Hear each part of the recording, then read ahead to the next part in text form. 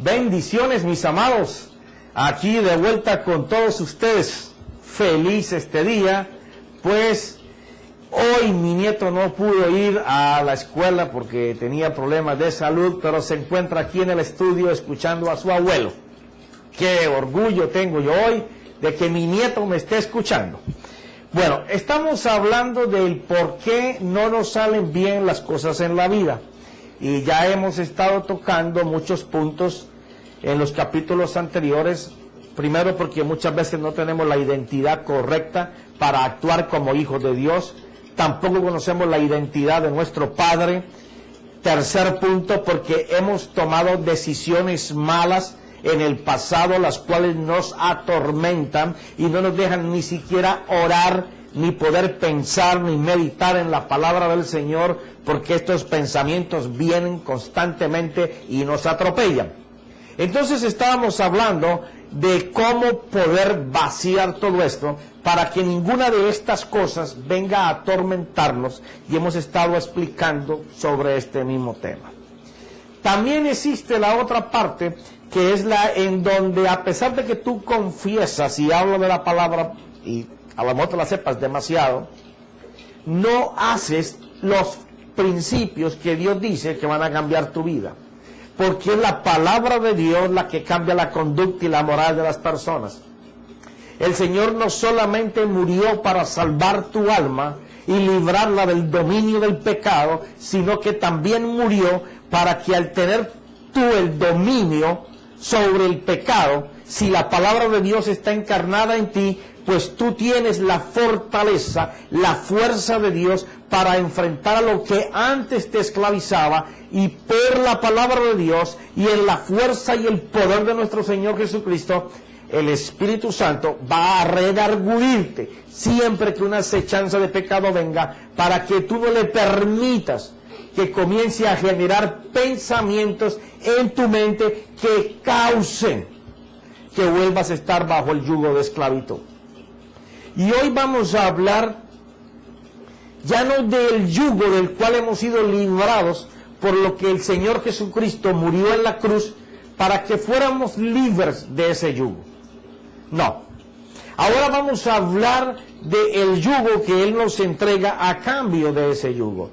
Porque ayer estábamos hablando de que aunque el yugo del pecado se ha ido y se tiene que ir, el hombre viejo, el enseñado a pecar, no puede estar contigo por la sencilla razón de que Jesucristo ahora tomó poder sobre él, y no es posible que él tenga dominio sobre ti, porque más grande es el Señor en ti que cualquier posibilidad que el pecado tenga. Entonces tenemos para esto lo siguiente: si tú no conoces cuál es el yugo de Jesucristo que tiene que estar sobre ti, tú no vas a poder caminar en la potencia del Señor. No vas a poder hacerlo. Vas a estar constantemente perturbado por las cosas que antes te atormentaban.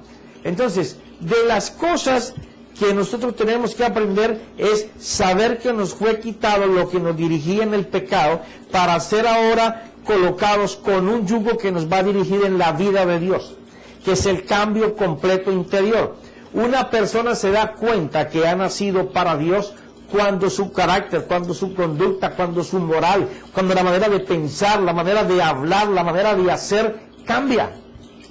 Mientras estas cosas no sucedan en tu vida, todavía la obra redentora de ti no está hecha. Tu pecado fue perdonado, pero tú sigues esclavo a lo que antes te estaba sometiendo, porque la vida de Dios no está en ti. Entonces, mira, vamos aquí en el capítulo número 11 de Mateo, el capítulo número 11, en el versículo 28, venid a mí todos los que están cansados y cargados, y yo os haré descansar. Tomad mi yugo sobre vosotros. O sea, hay que ponerse el yugo del Señor encima de nosotros. Aprended de mí, que soy manso y humilde de corazón, y hallaréis descanso para vuestras almas. ¿A qué se debe que él habla de que es manso y humilde? Y que cuando nos portemos de esa manera vamos a hallar el descanso para nuestra alma. Porque antes de que el Señor muriera en la cruz, todo estaba bajo esperanza. La esperanza de cuando el Mesías se hiciera presente, Él iba a traer la victoria al pueblo de Dios. Una vez que el Mesías se hace presente, vence el pecado, lo domina, da la autoridad al creyente para que no tenga control sobre él. Se tiene que establecer el reino de Dios, que es lo que la resurrección ganó. Mientras el hombre de Dios, la mujer de Dios, no pueda entender que no solamente nos libró del pecado, pagó por él, sino que le quitó el dominio al enemigo para que usara el pecado para volvernos a llevar a esclavitud, y que fuera de eso ganó también autoridad y poder para que la iglesia pudiera reinar en medio de este mundo confuso. Pero la iglesia siempre ha pensado y ha creído que lo importante de la salvación del reino de Dios es que tú tengas buena casa, que tengas buen carro, que tengas buen trabajo, que tengas una chequera bien gorda con bastante dinero, muchas inversiones y solamente bendiciones y bendiciones y bendiciones. Pero eso debe de ser el resultado de una vida de comunión con aquel que te salvó. Entonces, hay una equivocación en los principios del Evangelio. Se busca al Señor solamente para que nos dé. No se busca al Señor como el Dios que nos salvó para que fuéramos al infierno y nos conserva para la vida eterna, para estar con Él. Entonces, equivocadamente, el creyente anda buscando solo la bendición de Dios, pero no anda buscando al Dios que da la bendición. Por cuanto su principio es errado, su confesión es errada, su oración es errada, su petición es errada, y ya hablamos en el capítulo anterior que no es que no tengamos que pedir, sino que tenemos que saber cuál es nuestra actitud, si estamos yendo tan solo por la bendición o estamos yendo por el Dios que da la bendición. Cuando nosotros estamos moviéndonos de esta manera, podemos entender cuál es el yugo del que Jesús está hablando. Porque Él vino para que tú pudieras caer en cuenta, volvieras en sí, que el pecado te lleva a necesitar que un Salvador se haga presente para librarte de tu pecado. La segunda posición es saber de que Él va a pagar por ese pecado, y que pagó por ese pecado, y que ya no existe deuda de condenación, no hay juicio que se haya hecho allá en el cielo para decir que tú estás debiendo, por cuanto la sangre de Jesús te cubre. Pero fuera de eso, Él gana para nosotros la autoridad para poder dominar sobre aquel que nos sometía. O sea que el hombre creyente de Dios, que se mueve por los principios de Dios, por la fe de Dios, es aquel que puede tener la autoridad de Dios para poder hacer en este momento lo que Dios le demande hacer en su vida interior. Recuerda que a lo que Dios más le interesa es el rescate de tu ser interior, en donde se pueda enseñar que Dios está en ti, que se refleja en ti, porque las demás cosas son las añadiduras. Entonces, cuando se está hablando de esto, estamos hablando de... Mira, quiero que miremos algo ahí en Juan. Mira, Juan capítulo 8. Mira esto. Entonces Jesús decía a los judíos que habían creído en Él. Estamos hablando de un pueblo que practicaba el judaísmo, que practicaba la religión de ese tiempo. Aquellos que supuestamente conocían de las cosas del Señor y conocían que Él era el Mesías y lo habían reconocido, y dice que de ese grupo, los que habían creído, ¿cierto? Jesús se dirige a ellos y les dice: si vosotros permanecéis en mi palabra, verdaderamente sois mis discípulos. ¿Por qué? Cuando está hablando de judíos, son judíos practicantes, son personas que están haciendo lo que el mandamiento les decía que tenían que hacer. pero a pesar de todo eso no podían encontrar ni ver lo que en Jesús se manifestaba. Entonces por eso están dejando a un lado sus sinagogas, sus maestros, para venir a unirse al Señor. Entonces el Señor le dice, sabiendo que el comportamiento de ellos es un comportamiento muy pegado a seguir a sus maestros, entonces Él les dice, si ustedes quieren ser de verdad mis discípulos, ustedes tienen que permanecer en mi palabra. Y si ustedes son capaces de permanecer en mi palabra, entonces de verdad que sí son mis discípulos. Y esa palabra de permanecer es aquello que nos quiere decir quedarse en la palabra. Quiere decir aquel que hoy no usa el principio, pero mañana se aparta de él. Es aquel que se queda morando, viviendo según lo que la palabra le ha dicho. Es aquel que tiene esa relación, esa conexión, esa expresión, esa comunión con la palabra. Porque cuando tú aceptas hacer la palabra, tú tienes que empezar por saber que de aquí en adelante tú tienes que vivir en la palabra, comiendo palabra, oyendo palabra, meditando palabra, pensando palabra, porque viviendo en ella es que vamos a estar permanentemente en ella. Y esa vida nos va a llevar a la comunión, nos va a llevar a ese momento que todo el mundo busca, pero que no todos encuentran. ¿Por qué? Porque no están dispuestos a permanecer viviendo en la palabra. Porque para eso se necesita perseverancia, resistencia, constancia, estar constantemente, o sea, que tu mente esté permanentemente enfocada en la palabra y el principio de Dios. Entonces Jesús les dice, si ustedes hacen todo esto, entonces de verdad que sí van a ser mis discípulos. Y dice, cuando eso suceda, que tú permanezcas allí, vivas ahí, dependas de ella, entonces conoceréis la verdad. ¿Por qué? Porque la verdad que ellos conocían no les era de vida. Y entonces Él lo que les está recomendando es que si ellos logran hacer lo que Él les está anunciando, ellos de verdad van a conocer la verdad. Y esa nueva verdad que se les va a mostrar, que se les va a iluminar, es la verdad que los va a hacer libres. ¿Qué quiere decir esto? Quiere decir lo siguiente. Que mientras una persona no tenga la palabra encarnada en su vida, como lo vimos en los capítulos anteriores, y no puede estar generando palabras espirituales y pensamientos espirituales, como lo dice la Escritura, esta persona no podrá ser libre.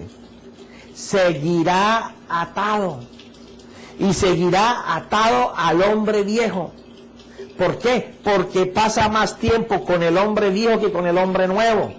Se trata de que si tú quieres ser renovado en el espíritu de tu mente, pues tu mente tiene que tener un espíritu distinto al que se estaba moviendo. No puede estar ahora haciendo las cosas que hacía antes, porque vas a volver a ser esclavo de las cosas a las cuales estabas atado. Entonces dice lo siguiente.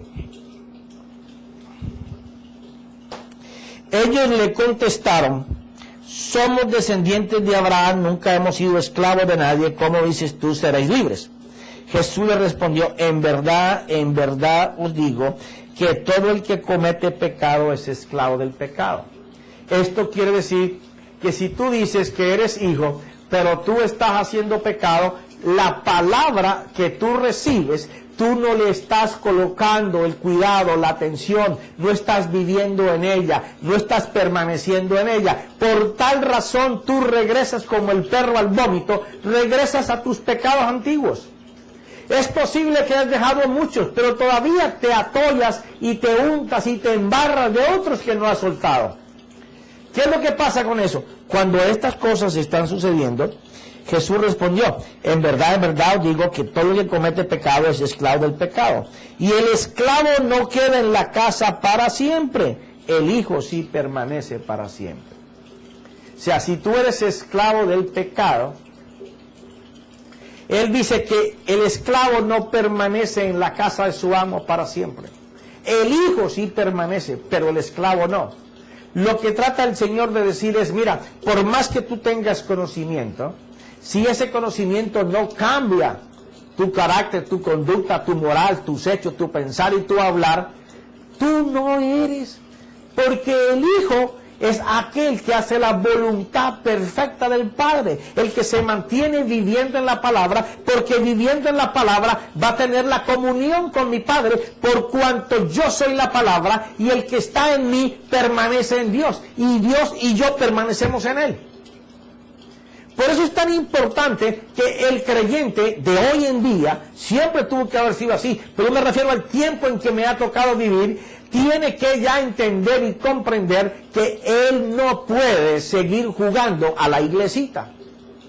Que es creyendo que porque va y canta 2 horas o 1 hora y se escucha un mensaje una vez a la semana o 2 veces a la semana, que su vida va a cambiar. Su vida no va a cambiar si él no permanece en la palabra. Nosotros deberíamos de coger el mensaje que recibimos en la mitad de la semana o en la semana una vez y coger ese mensaje. Ahora que hay tantas maneras de tenerlo en DVD, en CD, en cassette, y colocarlo constantemente cuando vamos a nuestro trabajo, cuando venimos de nuestro trabajo, colocarlo en la casa, volver a abrir las Escrituras, porque esa fue la palabra que Dios trajo para su pueblo ese miércoles, ese jueves, ese martes o ese domingo, porque no hay otra manera en la cual la palabra se encarne, sino que tú te ejercites en ella. Mira esto. Así que si el Hijo os hace libre, seréis libre.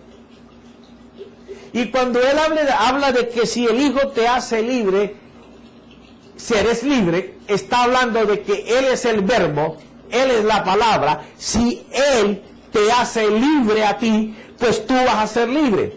Pero está en que tú permitas que el Hijo de Dios sea el que vaya contigo y te haga libre.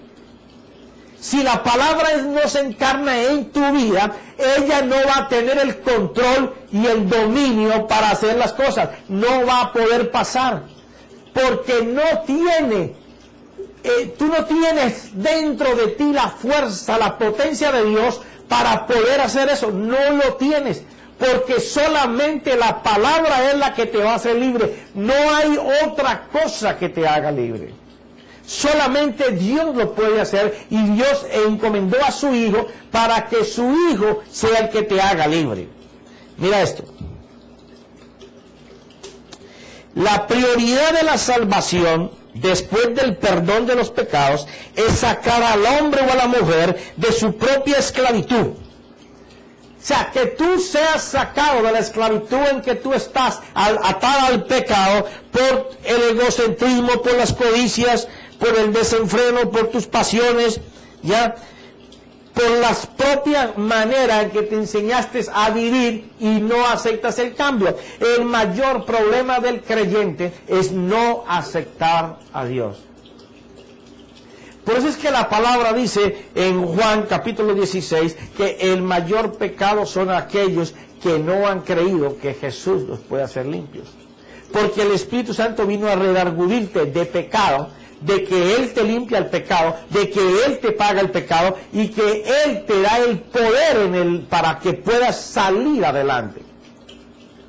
Cuando eso no sucede, Él no te puede hacer libre. Porque Él es el verbo, y cuando el verbo se encarna en ti, Él comienza a tener dominio sobre el pecado, sobre tus pasiones, sobre tus deseos, sobre todas las cosas que antes te ataban y te llevaban cautivo. Entonces ese yugo se va a romper cuando la unción de Dios a través de su palabra esté morando en ti. Cuando el Cristo esté encarnado dentro de ti, es cuando tú te vas a dar cuenta de que el Hijo de Dios verdaderamente te hizo libre. Porque la palabra de Dios, el mantenerse en la palabra, el morar en ella, el vivir en ella, el ser constante, permanente con ella, es la única que te va a libertar. O sea que la iglesia ha perdido muchísimo tiempo por años en boberías sociales, en cumpleaños, en bodas, en celebrar una cosa, ir de campamento. Yo no estoy en desacuerdo que no se hagan, Pero la mayor prioridad de la iglesia tiene que ser crecer en la palabra para que después crezcan en una oración eficaz. Porque la iglesia carece de una oración eficaz porque la palabra de Dios no está morando en ellos, y cuando ellos oran, no oran sino necesidades. Usted se imagina un papá que tenga un hijo que solo le pida plata, carro, casa, todo lo que el hijo está interesado de los bienes del papá, pero no interesado en el papá. Póngase en ese caso usted. Si a usted no le gusta, ¿por qué usted cree que a nuestro Padre Eterno le va a gustar? Que solamente lo busquemos a Él por lo que necesitamos, no por lo que Él es. Por eso es que hay trillones de personas en el Evangelio que van a estar con el Señor, correcto, pero nunca conocieron la potencia del Espíritu Santo. Todo lo que les pasó en su vida es: ay, se me puso la carne de gallina, ay, se me erizaron los pelos, ay, sentí que me caía, ay, me tumbaron. Pero eso no es la vida de Dios. La vida de Dios es una cosa más grande.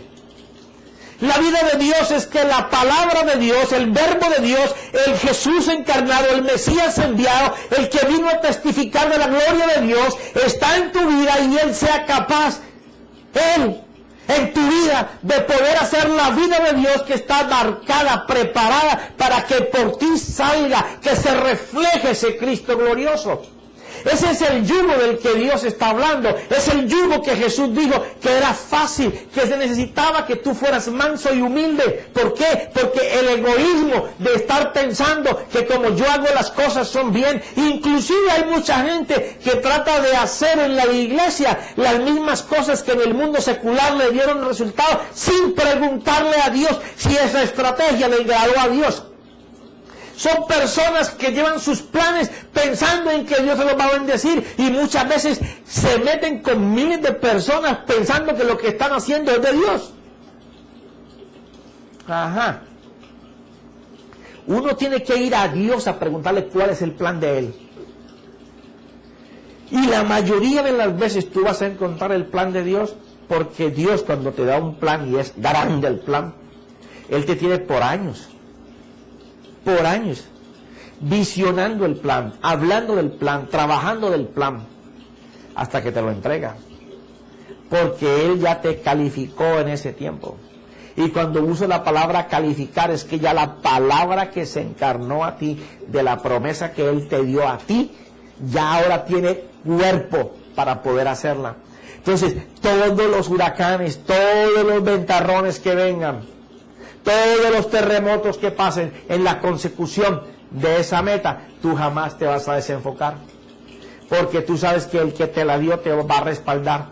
Tú sabes que el que te llamó a hacerla está contigo, no que va a estar, está contigo. Sabes que cada mañana que tú te levantes hay una expectativa por saber qué Dios va a hacer con la visión que Él te dio a ti de Él, para que tú la hagas. Tú no te levantas esperando a ver cómo vas a resolver los problemas. Tú te levantas a ver cómo Él va a resolver los problemas. Tú te levantas a ver cómo Dios va a mover las cosas para que las cosas se den. Tú te levantas y sabes que no tienes cómo, pero tú sabes que Dios sí tiene. Tú sabes que aquí tú puedes tener fracasos, tú puedes tener la asistencia de que todas las cosas caminan mal, y que todo el mundo se queja, y a todo el mundo le falta, y todo el mundo está enfermo, pero tú dices: no, espérate, yo estoy llamado por Dios a hacer esto, Dios me está respaldando. Él dijo que yo no vería mi derrota en todos los días de mi vida, y que no había nadie que se parara delante de mí que pudiera sostenerse, por cuanto yo estoy en la perfecta, en la buena y en la agradable voluntad de Dios. Yo estoy transformando mi mente día a día, y el espíritu de mi mente ya no es como yo era antes. Ahora el espíritu de mi mente es conforme la voluntad de Dios. Lo que yo busco es que lo que Él tiene en su corazón para que yo haga, me lo dé. Es una dependencia completa de estar morando en la palabra de Dios, porque Dios te va a hablar por la palabra, o Dios te va a hablar por la boca de otra persona que ni siquiera sabe por lo que estás pasando, y llega y juáguete, te trae lo que tú necesitas. En ese momento tú te das cuenta que es Dios que está hablando. En ese momento tú sabes que es Dios respondiéndote. En ese momento tú te das cuenta que es la mano protectora de Dios. ¿Por qué? porque tú has permitido que la palabra se introduzca dentro de ti para que reine, para que te haga libre. O sea, el principio fundamental de la iglesia es que Jesús vino para llevarse nuestra culpa, nuestro pecado. Hay que creer que Él vino para eso. Segundo, hay que creer que Él vino, lo venció, pagó por mi pecado y yo soy libre del pecado. Hay que estar seguro y convencido de que no hay ninguna manera de que yo pueda tener el dominio que Él tuvo para vencer al pecado si yo no estoy con Él. Yo solo soy presa fácil, pero yo con Él nadie me puede vencer. Por eso la Escritura dice, si Dios está conmigo, ¿quién contra mí? Pero la clave es que Él esté conmigo y yo esté con Él. ¿Por qué somos vencidos? Por la carencia de eso.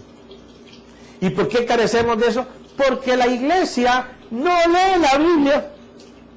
Se deleita con lo que los predicadores dicen. Pero el Espíritu de Dios no les salta a Él.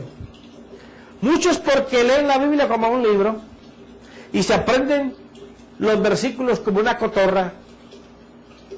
Pero que la palabra esté encarnado en ellos, para que ellos puedan hablar al Padre con la propiedad de un hijo que conoce a su Padre, que conoce los gustos de su Padre, que conoce la alegría del corazón del Padre, que sabe cómo sacarle una sonrisa al Padre, que sabe cómo lo pone el Padre a hacer así, aplaudir, a que sienta orgulloso de ese hijo, porque no lo busca por los regalos, lo busca porque es un adorable Padre. Porque es alguien que hizo todo para que yo pudiera crecer en Él, no fuera de Él. Aquel sabe que no solamente Él vino para quitar el pecado, o para llevárselo, o para pagar mi deuda. Él vino para que yo lo mostrara a Él. Todo el plan que Él hizo era para que después de que yo conociera eso, y yo conociera que tengo autoridad y dominio sobre las cosas que me atormentan, me atribulan, que en mi boca hay un milagro, hay una señal, que si yo puedo escuchar correctamente la voz de Dios, yo puedo ver lo que Dios hace. Y si yo escucho y yo veo lo que Dios hace en mi espíritu, porque ese es el gran problema, ya lo vamos a narrar en los versículos, en los capítulos siguientes. La gente piensa que van a ver a Dios así, cara a cara, y que van a escuchar cuando Él le hace la oreja así, porque te voy a hablar. No entienden que Él es un espíritu y que yo en espíritu tengo que ponerme con Él, y que yo no podré llegar al espíritu hasta que yo no le diga a mi alma, ¿sabes qué? Vamos a orar.